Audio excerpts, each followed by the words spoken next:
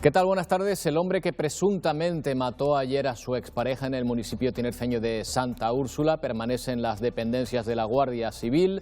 Lorena de Cobos, ante ellos, ha reconocido los hechos, pero aún no ha declarado ante el juez.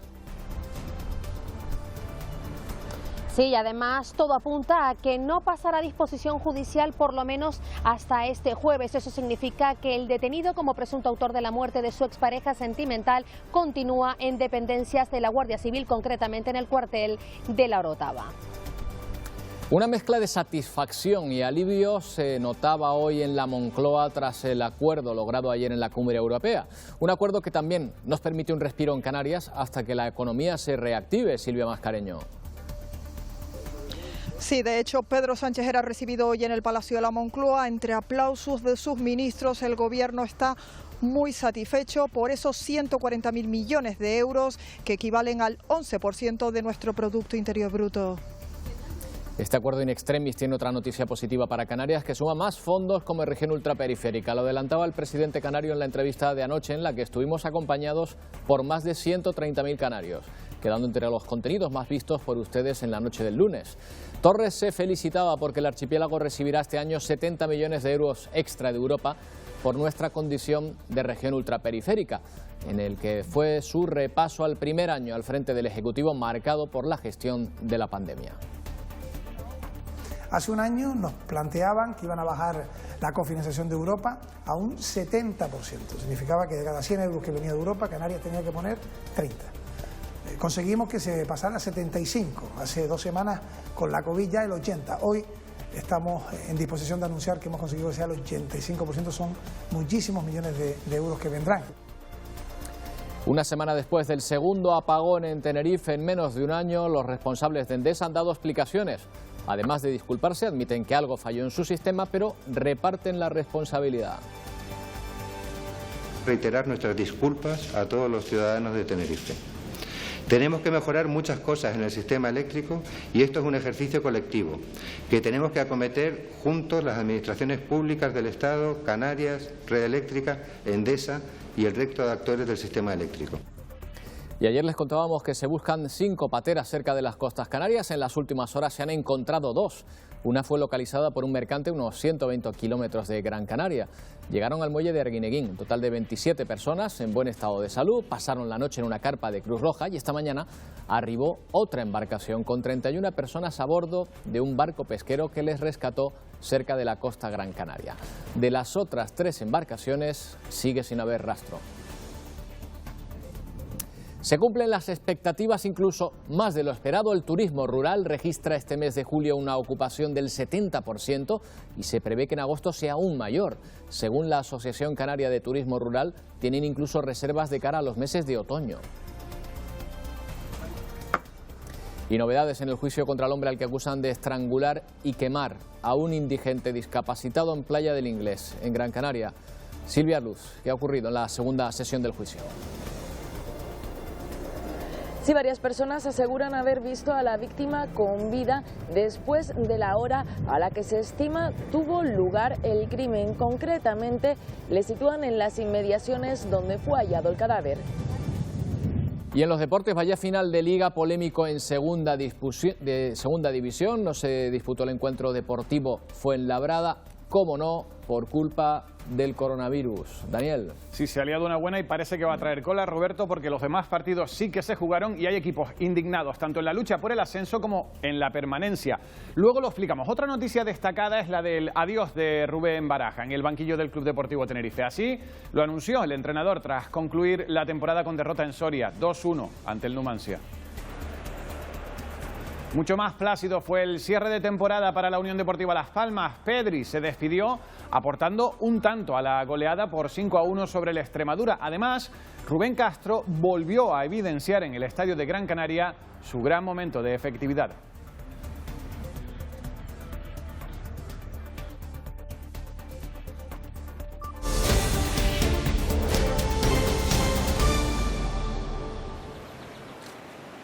Minuto de silencio en el Ayuntamiento de Santa Úrsula por el asesinato de una mujer a manos de su expareja. El alcalde, junto al resto de la corporación municipal, han mostrado su condena y repulsa. una representación de todos los grupos políticos en el Cabildo de Tenerife. También ha guardado un minuto de ruido, como lo denomina esta institución, por lo ocurrido y en memoria de la víctima.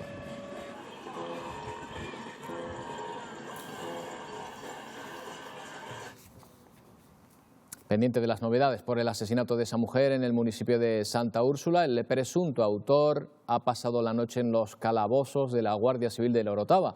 Y en el lugar que ocurrieron los hechos, en la vivienda de la víctima, está Lorena de Cobos. Cuéntanos, Lorena.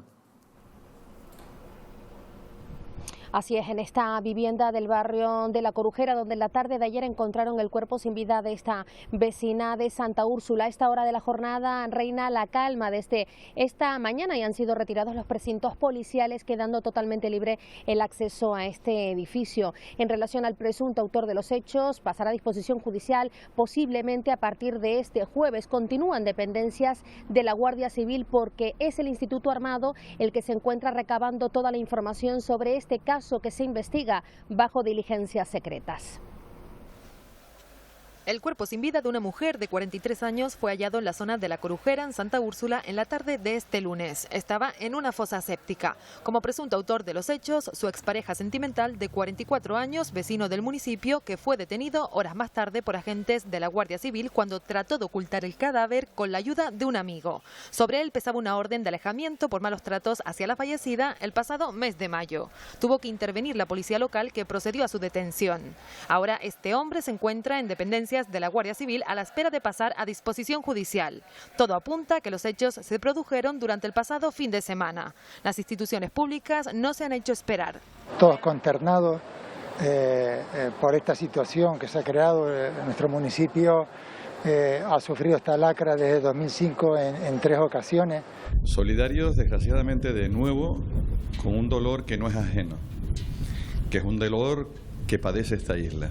Todo apunta a que sí, que se trata de un caso de violencia de género, pero repito, estamos esperando la confirmación por parte de la delegación de gobierno. En caso de confirmarse, sería la víctima número 94, desde que tenemos cifras oficiales aquí en Canarias. La Guardia Civil se está haciendo cargo de esta investigación, que se mantiene bajo diligencias secretas. El delegado del Gobierno en Canarias, Anselmo Pestana, ha confirmado que existía una denuncia previa de la víctima contra su presunto agresor. Pestana ha recordado que la investigación continúa en marcha y que se mantiene vigente el secreto en las diligencias. No podemos confirmar si efectivamente es, si no es, eso ya lo dirá la delegada especial y además ahí secreto del sumario. Hicieron falta 4 días de negociaciones para que España lograra los 140.000 millones de euros de fondos europeos con los que hacer frente a la crisis. Eso sí, con contrapartida, Silvia Mascareño, en forma de reformas y controles a los que se somete nuestro país. Sí, porque es un acuerdo histórico, pero no es un cheque en blanco. España es el segundo país más beneficiado, con 140.000 millones de euros, lo que equivale al 11% de nuestro Producto Interior Bruto el año pasado. Y esos fondos se dividen al 50% prácticamente en ayudas directas y créditos que hay que devolver. Y además no se descarta que nos impongan hacer reformas en materias sensibles como las pensiones o se impida al Ejecutivo derogar la reforma laboral. Habrá que ver lo que ocurre, pero hoy aquí en el Palacio de la Moncloa mucha satisfacción por ese acuerdo que consideran que hace a Europa más fuerte y más cohesionada, y además aprovechan para lanzar un mensaje político. Quieren que ese espíritu de consenso de Bruselas se traslade a otros ámbitos, por ejemplo esta tarde al Congreso de los Diputados, donde se vota el acuerdo de reconstrucción o más allá incluso para los presupuestos generales del Estado. Por cierto, que Pedro Sánchez comparecerá los próximos días en el Congreso para explicar la letra pequeña de ese acuerdo alcanzado en Bruselas, y también se lo explicará a los presidentes autonómicos, porque habrá conferencia de presidentes antes de que termine el mes de julio. Estos recursos representarían casi 10 veces más el tamaño de los fondos de cohesión que hemos tenido en los últimos años. Es decir, que se trata de unas cantidades significativas en las que manos a la obra nos tenemos que poner de inmediato para que podamos aprovechar esa potencialidad para nuestro crecimiento y para nuestra cohesión, tanto social como territorial. Pues como ven, el Gobierno valora positivamente este acuerdo, que se ha tachado de histórico y que supone un punto de inflexión para Europa. No solo es un plan billonario destinado a sacar la economía europea de la recesión, además es la mayor emisión conjunta de la Comisión Europea en los mercados por una envergadura muy superior a la que se había hecho hasta ahora. La presidenta de la Comisión Europea, Ursula von der Leyen, repasaba este lunes los detalles del acuerdo contenido en unos documentos que aportaban muchos de los líderes europeos. Las imágenes finales de la cumbre nos dejan una idea clara de la distensión de los últimos momentos tras largas jornadas de encontronazos entre el norte y el sur.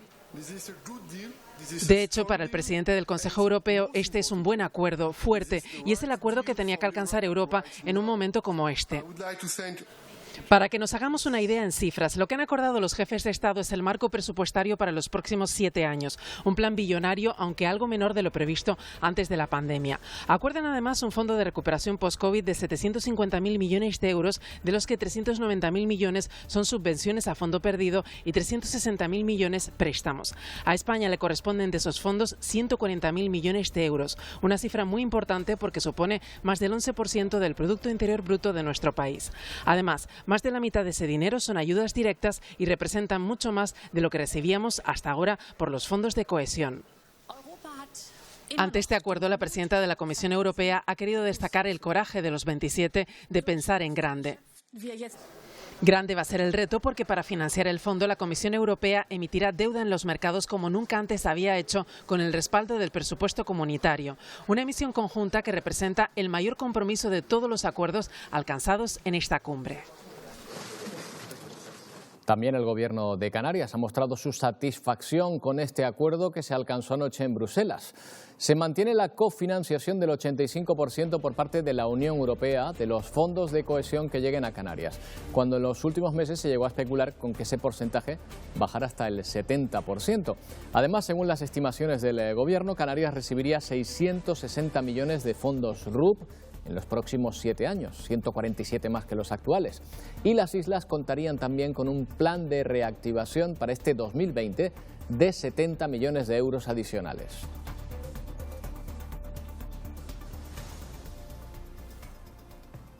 $70 millones de euros extra de Europa por nuestra condición de región ultraperiférica. Lo anunciaba anoche el presidente autonómico Ángel Víctor Torres en una entrevista emitida por Televisión Canaria en directo. Los retos de futuro y la gestión de la pandemia fueron el centro de los asuntos destacados. Por cierto, la entrevista fue el segundo programa más visto en Canarias durante la noche. 137.000 canarios nos sintonizaron en algún momento. Hace un año nos planteaban que iban a bajar la cofinanciación de Europa a un 70%. Significaba que de cada 100 euros que venía de Europa, Canarias tenía que poner 30. Hoy estamos en disposición de anunciar que hemos conseguido que sea el 85%. Sobre la pandemia, Ángel Víctor Torres asegura que Canarias está preparada para posibles rebrotes y de momento no contempla más confinamiento. Tenemos un estocaje que nos permite estar tranquilos no menos de 3 meses. Las posibilidades de otro confinamiento son pocas. Sobre el uso obligatorio de las mascarillas, dice: si Canarias fue la primera comunidad que entró en la desescalada con varias islas y estuvimos por delante del resto del territorio español porque teníamos una situación epidemiológica mejor y hoy eso se mantiene, lo lógico, lo natural es que entremos la última en medidas más restrictivas. Y ante los nuevos contagios apela a la responsabilidad ciudadana, sobre todo entre la juventud y en las zonas de ocio. Hemos estado estos días haciendo un seguimiento con las fuerzas y cuerpos de seguridad y hay imágenes que me han gustado muy poco. Si no hay una concienciación individual y una exigencia colectiva, volveremos a dar pasos atrás sin duda. Y ante el futuro del gobierno, una promesa. Este gobierno progresista, lo último que hará es recortar. Con el reto de salvar el presupuesto de 2020, el presidente canario confía en que los ingresos que vengan de Europa para la reconstrucción tras la pandemia compensen la merma de ingresos en el archipiélago. Y ya esta mañana el presidente aplaudía el acuerdo alcanzado en Bruselas. Ángel Víctor Torres insistió en el foro de Canarias 7 que decisiones como la de ayer de la Unión Europea o la posibilidad de que haya unos presupuestos generales del Estado en 2021 garantizarían que Canarias abordara con garantías la crisis social y económica. Torres recordó que la condición de región ultraperiférica ha sido clave para que Europa sea sensible con el archipiélago.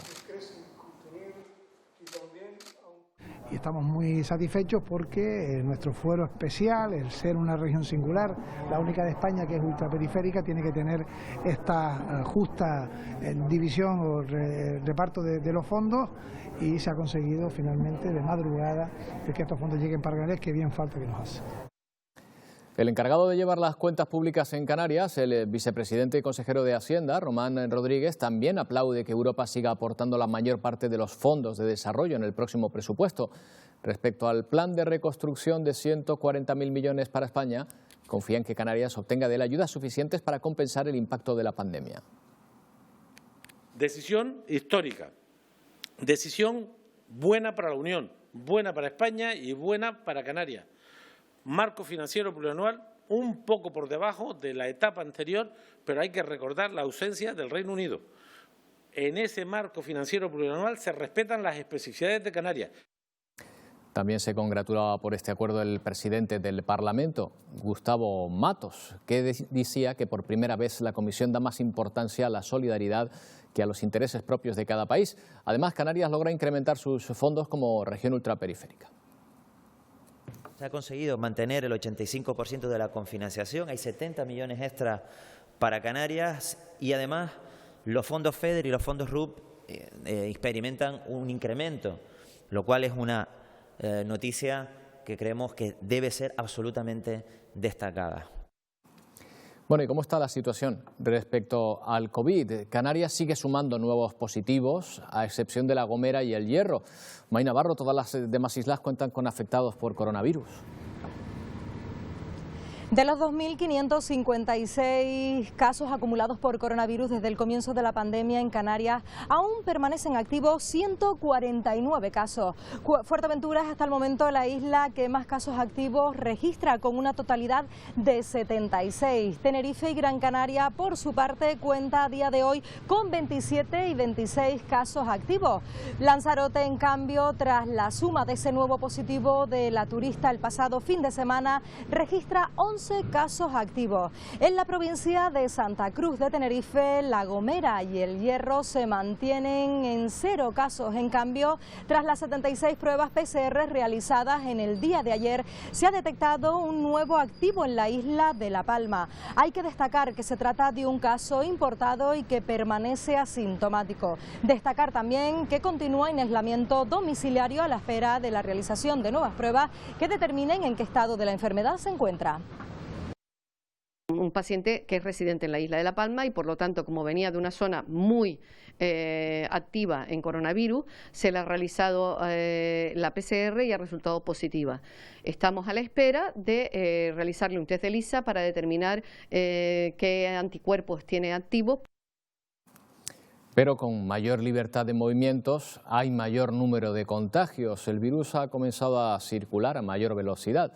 Los casos se han triplicado en poco más de 2 semanas. En España hay ahora mismo 201 brotes activos, más de 18.000 personas se han contagiado desde el final del estado de alarma. Esta medianoche será obligatorio el uso de mascarilla también en Castilla-La Mancha, la última comunidad autónoma en sumarse a la obligatoriedad de la mascarilla. Cientos de jóvenes que estuvieron hace 10 días en la discoteca donde se ha detectado un brote en Santa Pola, en Valencia, se someten a las pruebas para detectar si son portadores del virus. Y las comunidades autónomas son las encargadas de realizar los procedimientos necesarios para la detección y aislamiento de los contagios. En el caso de los aeropuertos, la competencia es del Estado y se trabaja en coordinación con cada comunidad. Así ha respondido en la Comisión de Sanidad del Congreso la directora general de Salud Pública, Pilar Aparicio, al ser preguntada por la previsión del Gobierno para habilitar espacios en los aeropuertos donde realizar pruebas PCR a viajeros procedentes de fuera del espacio Schengen. Por eso se ha hecho un convenio con AENA para fortalecer esa vigilancia y por eso trabajamos en colaboración no solamente con el resto de ministerios, con Europa para el control de los países de donde pueden llegar vuelos, sino también con las autoridades sanitarias, portuarias y aeroportuarias y aéreas, de Europa para coordinar y tener en activo todos los procedimientos para el mejor control. La realidad económica en Canarias no va a ser tan dura como se creyó al principio de la pandemia. Esta es por lo menos la previsión actual del Gobierno de Canarias. Se estima que las cifras de paro van a ser menores que en la última crisis y que el turismo recuperará de forma paulatina, eso sí, la situación. Eso siempre que no haya otro rebrote del virus. La Consejería de Economía baraja 3 posibles escenarios a partir de ahora: bueno, regular y malo, y ni este último es peor que la previsión inicial. La estimación de paro es un buen ejemplo. Una pérdida de empleo a final de año de unos 50.000 puestos de trabajo y estaríamos hablando de un 25,4% de desempleo. Según esta previsión, la cifra de paro estaría lejos del 33% de desempleo que registró Canarias en 2013. Hay un cierto aplanamiento en la destrucción de empleo. La Hacienda Canaria prevé ahora una caída de ingresos de 928 millones de euros, 620 menos que al inicio de la pandemia. Y para el turismo, la previsión más favorable indica que seguirá creciendo y quedará recuperado en octubre. Pero el peor diagnóstico establece que si hay un rebrote del COVID, caerá en picado a partir de septiembre. De ahí la importancia de las medidas higiénicas y de mantener las distancias. De su cumplimiento depende mantener el empleo. Cientos de canarios esperan en Venezuela para poder retornar a las islas. Viajaron a Caracas antes del inicio del confinamiento y sus vuelos de vuelta a las islas fueron cancelados. Ahora esperan entrar en las listas publicadas por el Consulado General de España en Caracas sobre los pasajeros que podrán salir en los próximos vuelos. Aparecen los casos, mucha gente que está igual que nosotros. Yolanda y María del Mar están pendientes de las noticias publicadas en el Twitter del Consulado de España en Caracas. Desde hace 2 meses esperan a que su padre pueda retornar al archipiélago. Mi padre se fue para Venezuela el 8 de marzo para ver a su familia y hacer en teoría un poquito de turismo, y tenía la vuelta para el 5 de junio con Plus Ultra. Entonces le anularon el pasaje y se lo cambiaron para el 25 de julio. Que sería el domingo que viene, y ya la compañía nos avisó que tampoco podía salir ese día. Con 80 años y con problemas de salud, Domingo está preocupado porque no consigue sus medicamentos en Venezuela. Se me ha terminado la medicación, tengo pendiente en Tenerife pruebas del corazón que eran para junio y pruebas también intestinales. Solo unos 200 canarios han podido regresar, quedan todavía muchos en lista de espera. También en Canarias hay venezolanos que se quedaron atrapados y no han podido salir. Que no se han podido ir, y la injusticia de mandar un avión vacío, ¿verdad? Cuando va a buscar españoles allá, en vez de aprovechar de que esta gente vaya para allá. La gente, la verdad que está pasando, hay un cuadro de necesidad bastante grande. Este martes por fin sale el primer vuelo desde España a Venezuela con pasajeros, un avión que retornará con canarios que vuelven a casa. 2 pateras han sido localizadas en las últimas horas cerca de las costas del sur de Gran Canaria, una de madrugada y otra a primera hora. Aún siguen en el muelle de Arguineguín, en la carpa habilitada por Cruz Roja. Osiris Armas. Aquí continúan sin que por el momento desde delegación del Gobierno hayan aclarado cuándo y a dónde serán trasladados. Continúan en la búsqueda de un espacio que pueda albergar a estas 57 personas. Hoy confirmaba el delegado del Gobierno que están intentando crear una infraestructura que sea estable para atender a los migrantes que lleguen hasta las costas de Canarias. En total, 57 personas, los primeros 26 eran rescatados ayer por salvamento marítimo. Ayer durante la tarde, cuando navegaban a 75 millas al sur de Gran Canaria, llegaban ya a este muelle durante la pasada madrugada. Aquí continúan. Los 31 restantes eran remolcados por un pesquero en la patera en la que fueron detectados a apenas 600 metros de este puerto de Arguineguín. El pesquero los remolcó hasta aquí y aquí continúan. Las 57 personas siguen en las carpas que se encuentran justo a mi espalda, carpas de Cruz Roja, y serán sometidos al régimen que siguen todas las personas que llegan de forma irregular hasta aquí, hasta Canarias. Serán sometidos a pruebas PCR y permanecerán aislados hasta que se confirme que todo el grupo da negativo. Desde la ONG Caminando Fronteras confirman que han detectado al menos 3 embarcaciones más que habrían salido en estos últimos días desde África con destino a Canarias. Sobre las 2 de la madrugada llegaban al muelle de Arguineguín 27 hombres de origen magrebí, 16 de ellos identificados inicialmente como menores, todos en buen estado de salud. La patera en la que viajaban fue localizada a 70 millas de la costa Gran Canaria. Sus ocupantes eran rescatados por la patrullera Salvamar. Una vez que se bajan de la Salvamar, se les facilita una mascarilla quirúrgica. Una vez que se pongan la mascarilla quirúrgica, le hacemos la prueba de temperatura. Y esta mañana, sobre las 7, otras 31 personas llegaban al muelle de Arguineguín, entre ellas 2 mujeres y 3 menores. Los detecta un barco pesquero a unas pocas millas de aquí del sur de Gran Canaria. Y bueno, cuando hemos llegado nosotros a la zona ya estaban en tierra. 3.000 migrantes han llegado a Canarias en lo que va de año. Mi llamamiento no puede ser otro sino la colaboración del resto de entidades, porque esto no es un problema solamente del Estado. Somos Frontera Sur y como Frontera Sur Todos tenemos que echar una mano y muchos ayuntamientos lo han hecho, muchos cabildos lo han hecho para tener pues centros, espacios donde acoger a una gente que no son delincuentes, son simplemente gente que viene buscando un mundo mejor. Solo en los últimos 4 días han llegado a Canarias 187 personas. La consejera de Derechos Sociales e Igualdad, Noemí Santana, ha reconocido que el confinamiento y la pandemia han supuesto un revés en el camino hacia la igualdad. El teletrabajo, dice, puede complicar la profesionalización de las mujeres porque muchas deben trabajar desde casa, asumiendo también simultáneamente el cuidado del hogar y de la familia.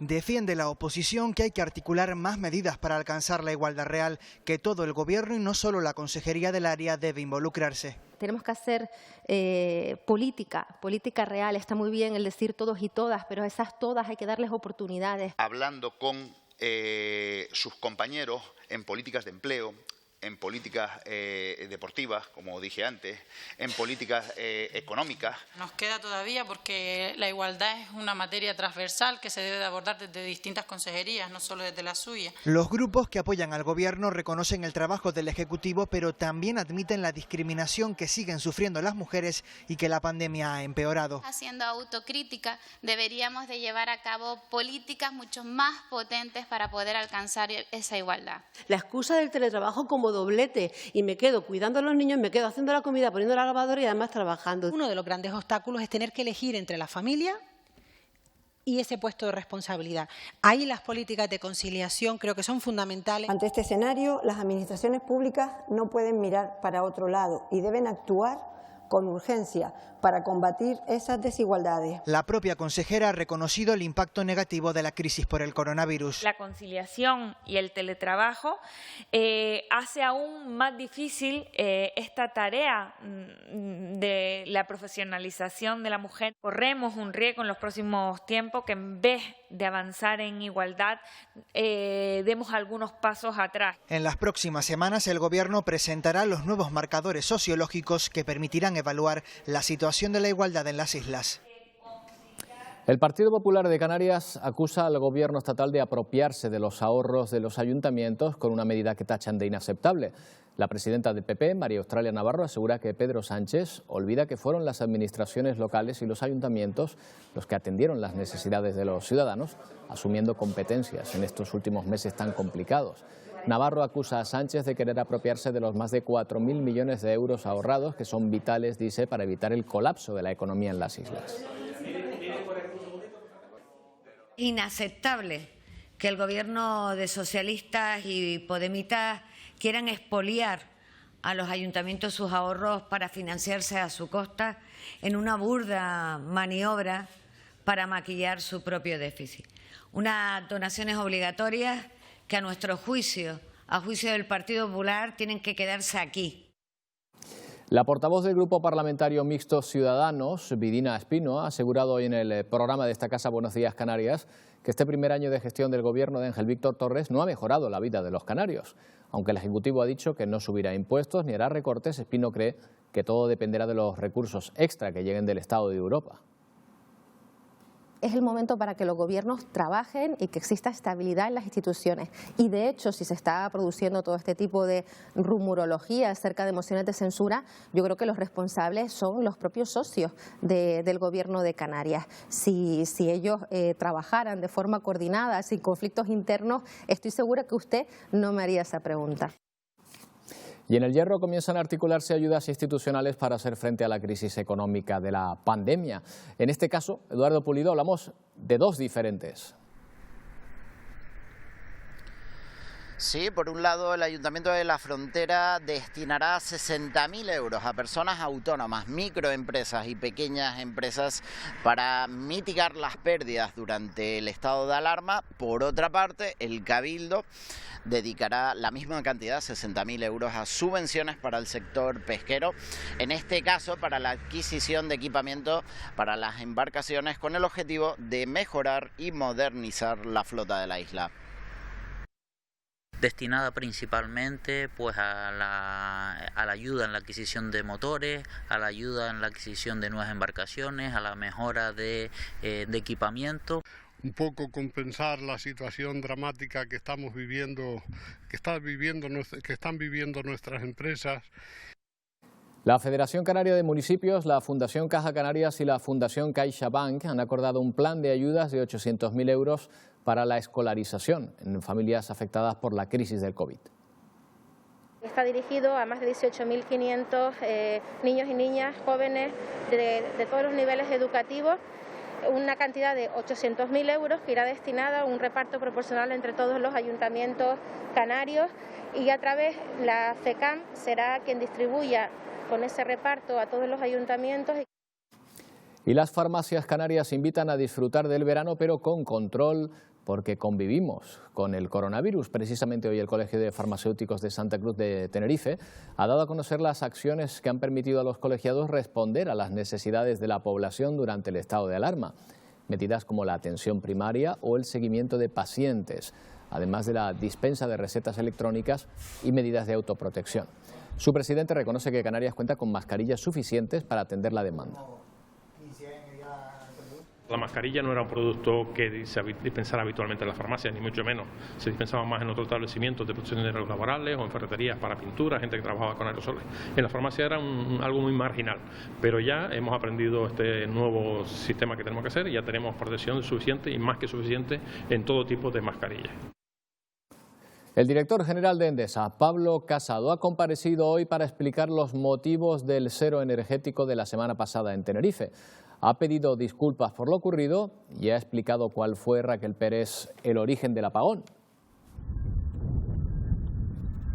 El director general de Endesa ha pedido disculpas a los tinerfeños y ha confirmado que el origen del cero energético de la semana pasada se debió a una desconexión fortuita del ciclo combinado 1 de la central de Granadilla. Ese ciclo es el más moderno con el que cuenta la central y genera el 40% de la electricidad de la isla. Aún no saben por qué se produjo esa desconexión fortuita y también se desconoce por qué no aguantó el sistema cuando está diseñado para soportar un fallo de este tipo.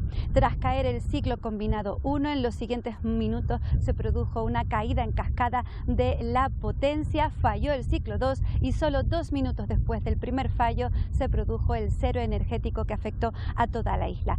Todos los agentes implicados, Endesa, Red Eléctrica y las administraciones públicas están investigando lo ocurrido. Cuando ya tengan las conclusiones, se elaborará un protocolo para que un fallo como este no se vuelva a repetir en el futuro. Endesa, además, ha anunciado inversiones millonarias para los próximos años en Canarias. Endesa quiere seguir siendo un agente clave en el sistema eléctrico y en la economía del archipiélago. Y si se dan las circunstancias regulatorias necesarias, se podrían iniciar las actuaciones para modernizar y descarbonizar el parque de generación de Canarias con los beneficios que de ellos se derivarían para la economía y del empleo. Y tenemos destinados para ellos 500 millones de euros para los próximos 3 años. Nos ofrecemos a las administraciones para constituir una mesa de trabajo, incorporando a los expertos que se considere, que nos permita analizar de manera franca los problemas y barreras actuales para sacar adelante un plan de actuación realista para Canarias, viable y accionable en el corto plazo. Se reanuda en la audiencia de Las Palmas el juicio por el caso Stratus, que sienta en el banquillo al empresario Juan Francisco Rosa y otras 9 personas, acusadas de permitir una bodega en suelo rústico protegido en Lanzarote. Hoy han comenzado las declaraciones de los peritos. Un catedrático en Derecho Administrativo ha defendido que el permiso para levantar la bodega era legal, aunque la licencia permitía en principio solo un almacén de 900 metros cuadrados. También ha declarado una técnico en toxicología que confirmó que se tomaron muestras de vertidos contaminantes en el edificio. Y 2 hombres han sido detenidos en Tenerife por un intento de homicidio. Los hechos ocurrieron en la zona de Los Majuelos, en La Laguna. Todo comenzó por una discusión. El caso es que la víctima, una tercera persona, presentó importantes heridas por corte en una oreja que precisaron su traslado a un centro hospitalario. Al parecer, uno de los 2 detenidos atacó al agredido con una botella rota. Los detenidos han sido puestos a disposición judicial, acusados de homicidio en grado de tentativa.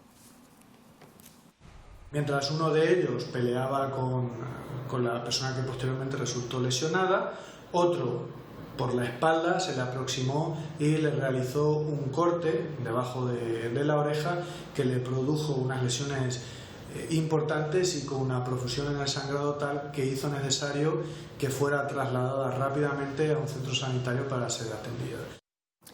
Segunda sesión del juicio contra un hombre al que acusan de estrangular y quemar el cadáver de un indigente discapacitado en Playa del Inglés, en Gran Canaria. Hoy declaraban 8 testigos, aportando además Silvia Luz novedades a la sesión.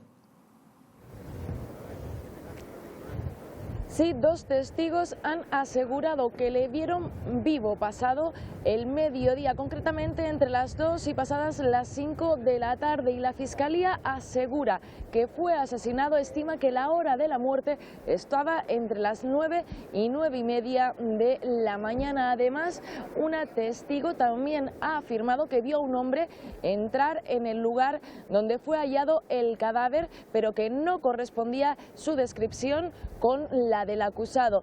Precisamente hoy ha declarado también el hijastro del acusado, que ha dicho que se sintió coaccionado por la policía para declarar y que en ningún momento le dijeron que estaba exento de ello, dado su parentesco con el acusado. Mañana continuará esta sesión. Se piden 18 años de cárcel por un delito de asesinato. A las 2:15, 2:30, yo cogí, me aparqué en mi coche, como uso costumbre, y lo vi allí, sentado. Y estaba comiendo sí, en un tupper, ¿verdad? Con un tupper. La persona a la que vio, por la descripción física que usted aportó, ¿es este señor de aquí? No. ¿No? ¿No se le parece? No, nada. ¿Porque tenía barba? Porque el color de la piel era más claro, la barba además era más blanca. No es el mismo señor. ¿Seguro? Seguro. Muy bien, gracias. En Tenerife se busca un hombre de 67 años que fue visto por última vez el pasado 4 de julio en el Médano, en Granadilla de Abona. Tanto su familia como SOS Desaparecidos piden la colaboración ciudadana para encontrarlo. Si alguien cree haberlo visto, no duden en ponerse en contacto directamente con la asociación SOS Desaparecidos o llamar al 112. En Las Palmas de Gran Canaria, el Ayuntamiento trabaja en la creación de 14 kilómetros más de carril bici en la parte baja de la ciudad. Son 14 kilómetros que pertenecen a la segunda fase de la red ciclista, que se sumarían a los 24 ya existentes. Se implantarán en la zona del puerto, también desde la Plaza de España hasta Guanarteme y en vías transversales de la calle León y Castillo y Guiniguada. La idea del consistorio es culminar con estos trabajos el próximo año para comenzar inmediatamente con la fase 3. El reto más importante al que nos enfrentamos, que sería la fase 3, con la cual sumaríamos en total, cuando lo completemos, 58 kilómetros en toda la ciudad de carriles bici. Y es Ciudad Alta. Es importantísimo para nosotros conectar Ciudad Alta con la parte baja de la ciudad. Y el Grupo Popular en el Ayuntamiento de Las Palmas de Gran Canaria critica el grado de ejecución de las obras iniciadas en la ciudad, como la pasarela del puerto o las viviendas de Tamaraceite. Acusan al concejal de urbanismo de inacción. Hay que trabajar mañana, tarde y noche. Si no se está encima de las áreas, las áreas solas no caminan. Y por lo tanto aquí hay un problema de dejación política y de mala gestión. Estamos en esa fase de recuperación de la obra, que son largos, son procesos administrativos muy garantistas para no perjudicar a nadie. Por tanto, cuando ellos dicen que está todo parado, se equivocan. En Gran Canaria ya hay fecha para la puesta en marcha de una nueva residencia para personas dependientes con patologías de salud mental. La instalación se va a estrenar la próxima primavera y estará ubicada en el antiguo Seminario Menor de Tafira, que ha sido cedido por el Obispado a la Orden de San Juan de Dios. El inmueble está siendo reformado de forma íntegra gracias a una inversión de más de 930.000 euros del Cabildo de Gran Canaria. El edificio contará con 1.440 metros cuadrados y podrá albergar a más de 60 internos que contarán con la atención de 25 profesionales. El Cabildo ha querido colaborar en esta iniciativa, no descarta ampliar las líneas de ayuda con San Juan de Dios. Se va a destinar a enfermos con patologías psiquiátricas. Las personas van a vivir aquí, son 60 plazas en régimen abierto. Es importantísimo para el Cabildo de Gran Canaria dar respuesta a esas 60 personas, que detrás hay una problemática también familiar, ¿no?, de tener un alojamiento digno, en condiciones. Está siendo un buen momento para el turismo rural del archipiélago. Debido a la situación actual, ha crecido exponencialmente entre los canarios esta opción. Cristina Falcón. Así es, desde la Asociación Canaria de Turismo Rural aseguran que se están cumpliendo con los pronósticos y que son mejor de lo que se esperaban. Parece que el turismo rural está siendo una de las opciones más demandadas este verano en Canarias, llegando incluso a superar este mes de julio el 70% de ocupación, aunque se espera que en el mes de agosto sea mayor. Hay alojamientos que además tienen ya reservas de turismo extranjero para los meses de octubre, noviembre y principios del año 2021, un turismo que da a conocer las zonas del interior de las islas y que pone en valor todos los recursos naturales y patrimoniales del archipiélago. Normalmente el turismo de Canarias viene a significar como el 20% que viene al turismo a hacer turismo rural. Ahora se ha superado con creces y que prácticamente el 100% del turismo que está viniendo ahora mismo es turismo de las Islas Canarias. Este martes se ha presentado en la Universidad de La Laguna el libro Turismo Post-COVID, una publicación editada por la Cátedra de Turismo, Caja Canarias y Asotel, que pone en relieve la realidad del sector durante la pandemia, una hoja de ruta tanto para empresarios del sector servicios como para investigadores sociales. 22 universidades europeas y latinoamericanas han analizado las tesis fundamentales para reactivar la economía de forma segura, creando nuevos modelos de ocio. ¿Qué ha pasado? ¿Qué es lo que se espera que pase y cómo vamos a poderlo abordar desde la reflexión y el conocimiento? Es lo que aporta este libro al sector. Hay autores que consideran que se va a producir un cambio en el turismo, que esto es un hito que va a provocar modificaciones y que no todo va a ser igual, pero a cambio otros consideramos que básicamente lo que va a hacer es que va a quedar una obsesión por la seguridad y que todo va a ser exactamente igual cuando se encuentre la vacuna o esto pase, igual que pasó con el 11 de septiembre. Comienza a construirse en Lanzarote la primera promoción de viviendas que utiliza paneles de madera XLAM, un novedoso sistema que no se había utilizado antes para la construcción de complejos residenciales. Son las primeras casas de madera que se construyen aquí en Lanzarote, un innovador sistema de construcción en pro del medio ambiente. Estamos utilizando un material ecosostenible. Para producir madera no hace falta energía, no hace falta maquinarias. Paneles de madera que reducen las emisiones de CO2 a la atmósfera y regulan la humedad ambiental. Con esta madera vamos a lograr un aislamiento térmico que básicamente es el doble que la construcción tradicional que se hace aquí en Canarias. Ventajas térmicas, acústicas y tiempos de obra más cortos. Solo este módulo de 4 dúplex se ha construido en 8 días. Es un montaje muy rápido, puesto que es con fijación mecánica, es decir, con tornillería. Se pueden emplear más de 5.000 tornillos para fijar los paneles que llevan un código numérico para colocarlo en cada lugar exacto de la construcción. El montador sabe que el panel 399 está aquí y el 400 está aquí. Las villas Dolce Vita de un grupo de inversores italianos espera a sus primeros inquilinos en verano de 2021.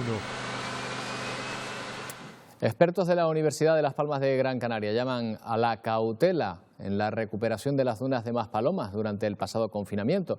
Quienes llevan más de 20 años estudiando el sistema dunar de Gran Canaria aseguran que la recuperación fue únicamente estética y que siguen arrastrando problemas debido al desarrollo turístico de la zona. Expertos en la Reserva Natural de las Dunas de Maspalomas aseguran que la mejora que experimentó el sistema dunar de Gran Canaria durante el confinamiento fue estética. En 2 meses, un sistema de dunas que ha sido maltratado durante más de 50 años no se va a recuperar. Lo único que ha hecho el confinamiento es quitar el pisoteo y dejar que el viento actúe. El viento las trabaja y genera unas microgeoformas que se denominan rizaduras. El sistema dunar de Maspalomas mide 114 hectáreas menos que en los años 50 previos al desarrollo turístico. Campo de golf, parte de la urbanización de Playa del Inglés y el centro comercial anexo 2 están parcialmente sobre el sistema de dunas. En los últimos años, el Cabildo de Gran Canaria ha puesto en marcha el proyecto Más Dunas para la restauración ambiental del entorno. Se ha recuperado algo, desde luego, de la arena. Por supuesto, mucho de la arena perdida se ha recuperado. Se han recuperado mucho de los balancones desaparecidos porque se han repoblado.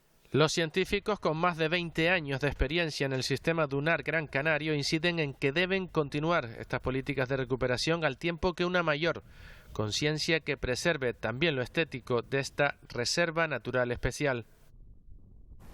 Los museos de La Gomera han recuperado la tasa de visitas que tenían antes del parón por el estado de alarma. Según los datos del Cabildo, el Museo Arqueológico y el Etnográfico han registrado un incremento en el número de visitas. Yurena Goya, propiciado por el turismo regional y peninsular.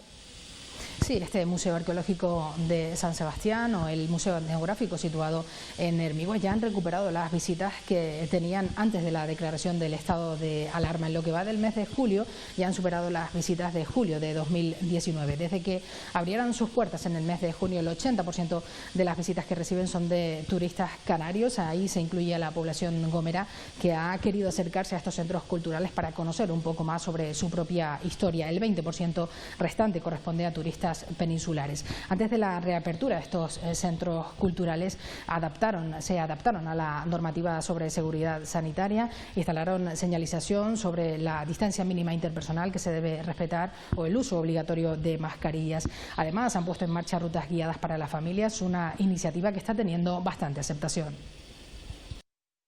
Se ha abierto al público el pasado mes y los resultados de visita pues han sido bastante buenos a pesar de la situación generada por el COVID, ¿no? Nuestra intención siempre es animar a todos a acercarse a los museos. Pueden conocer, si las familias y los jóvenes que quieran, a través de unas visitas guiadas.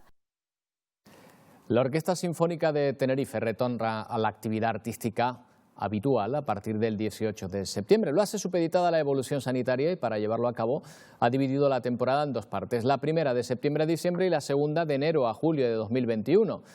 Vuelven los conciertos de la temporada, pero también en familia, a través de los centros escolares, con colectivos de mayores o confinados.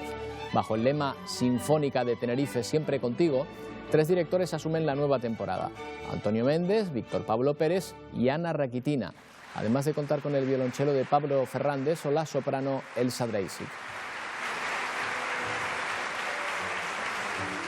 Que hablar de una sociedad sana es hablar de una sociedad que se preocupa no solo de lo más inmediato, no solo de lo que tenemos más cercano, sino de algo tan intangible como la cultura, como el disfrute del compartir creatividad con otros, del encuentro, con una oferta que desde luego desde la Sinfónica de Tenerife es de primerísimo nivel. Y el Ayuntamiento de Agaete ha confirmado la suspensión definitiva de las fiestas en honor a la Virgen de las Nieves, celebraciones de interés turístico nacional que deberían vivir su día grande el 4 de agosto con la bajada de la rama. Desde el Ayuntamiento han lamentado la decisión, pero dicen que es fundamental ahora mismo extremar la seguridad para evitar más contagios. El único acto que mantendrán se va a celebrar este jueves con la presentación del cartel del artista Pepe Damaso.